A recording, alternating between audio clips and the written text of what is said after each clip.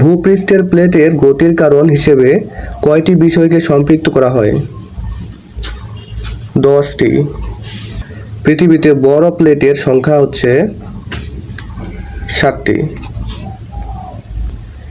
গিরিজনী আলোড়ন সংঘটিত হয় আনুভূমিকভাবে। রিক্টার স্কেলে ভূমিকম্পের সর্বাধিক তীব্রতা 10। ভূমিকম্পের সময় কেন্দ্র থেকে তরঙ্গগুলো যতই দূরে অগ্রসর হয় ততই তরঙ্গগুলো কি হয়?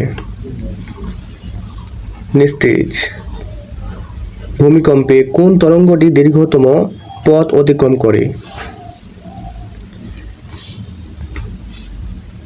দ্বিতীয় তরঙ্গ। কত সালে ভূমিকম্পে ব্রহ্মপুত্র নদের গতিপথ পরিবর্তিত হয়?